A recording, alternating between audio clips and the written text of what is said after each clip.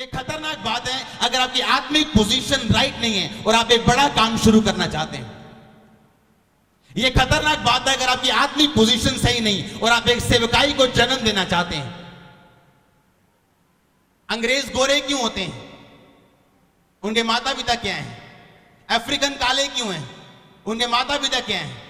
उसी तरह जो आप आत्मिक रीति में इस टाइम हैं, आप उसी तरह के बिजनेस, उसी तरह की जॉब, उसी तरह की मैरिज, उसी तरह की सेवकाई को जन्म दोगे। एक बार एक परमेश्वर का दास था, उसके बच्चे जो थे वो बड़े अजीब बिहेवियर के थे, अजीब सा बिहेवियर था उनका। उसको समझ नहीं आ रही थी, मैं प्रेयर भी कर रहा हूं, सब कुछ अच्छा चल रहा है, लेकिन मेरे बच्चों का बिहेवियर कैसे है।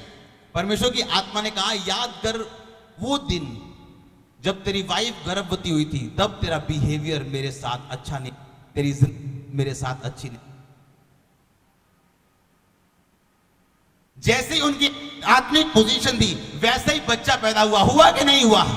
आपकी जैसी आत्मिक पोजीशन है। केवल लोग आगे पूछते मैं ये काम करूं या ना करूं, मैं बोलता हूं कुछ दिन प्रेयर करूं। जब आप प्रेयर में होंगे, आप वचन में होंगे, आप आत्मिक रीति के साथ पोजीशन में होंगे, आप राइट पोजीशन में होंगे, आप कोई भी काम करेंगे, आपका जो पैदा किया गया प्रोडक्ट होगा वो आत्मिक होगा और वो परमेश्वर की ओर से होगा और फलवंत भी होगा। कितने मेरी बात को समझ रहे हैं? मैं क्या कहने की कोशिश कर रहा हूं आपको।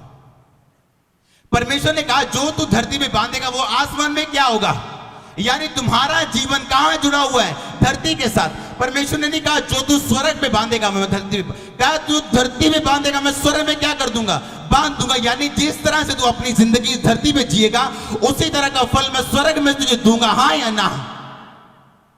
अब आपकी जिम्मेवारी है इस धरती पे किस तरह से आपने जीना है।